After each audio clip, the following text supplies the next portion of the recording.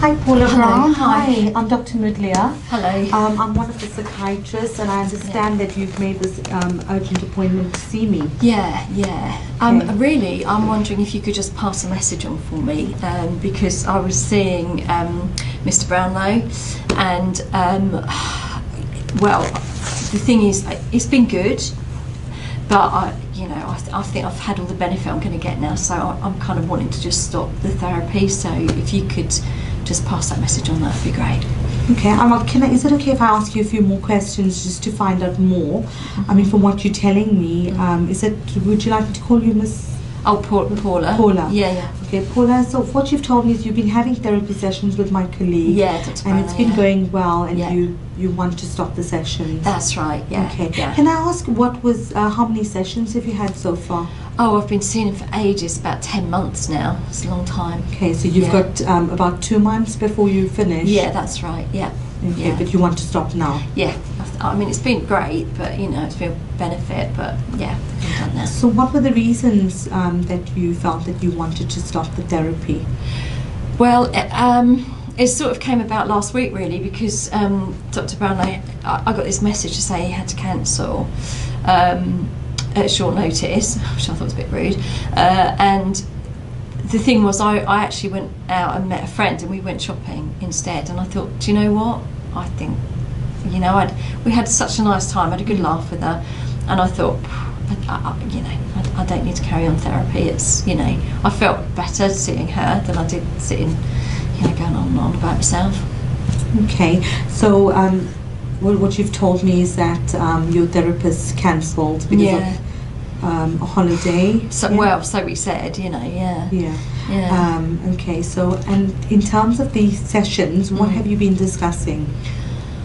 Well, I don't know if he's sort of shown you the notes and stuff, but I did go through. I've had some issues really because of what happened when I was a child. What sort of issues? I was abused as a child by my uncle, so I just, I have problems trusting people, things like that.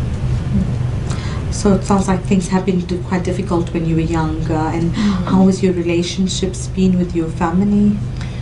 Well, my dad, he left when I was 11, just went. So, there's no relationship there. I'm close to my mum, but, you're not blokes who like to anything else just up and leave or, treat you badly. Are you in any other relationship? No, I've found it, that's been one of the things I was talking about really, just, in and out of relationships, but, it's not that easy, is it? Okay, so Paula, what you've been telling me is that you've been having therapy for about 10 months, and it's been going well, and you've been able to come for sessions, but your therapist cancelled last week. But you've also told me that in the therapy sessions you've been talking about relationships. Do you think sometimes you felt like abandoned when someone wasn't able to meet you, or in a relationship that you had those feelings of abandonment? I do feel it's hard to trust people, because they do let you down, don't they? Is that what you feel? Well, it feels like, you get kind of picked up and someone helps you and then they just drop you and you're like, oh, well, that's it then, What you're describing to me, Paul, and you may disagree, but we have something which we call transference. Is that something your therapist has discussed with you? No, I don't know. Okay, so what transference is, it's something which occurs in therapy between the patient and the therapist. And what happens is that the patient can relate to the therapist as if it was a relationship from their past. So whatever feelings and experiences you had in your past relationships, that might be actually playing out in your therapy relationship. Do you think that could be a possibility, that you felt the same sort of feelings you felt with your dad leaving and with your partners, and whether you felt that with your therapist? I did feel really angry.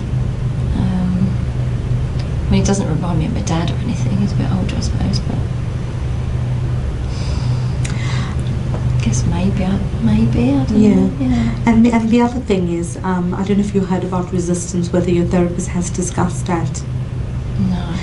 Usually when people start to feel better and get some more insight into their difficulties and relationships, and once they get more insight, there's a resistance to the therapy, and that's when people actually feel like leaving the therapy. But what we advise usually is that when resistance occurs, it's actually a good sign, because it shows that you're actually understanding your difficulties, and it's actually a sign that things are going to get better. Right. Are you following me so far? I am. It feels a bit hard to accept. Do you know what I mean? Yes. I'm not sure. No, I understand. I mean, you've told me that you've benefited from the therapy sessions. Has there been any other difficulties, like getting to the sessions? No. And in terms of work and coming for sessions, has there been any problems? No.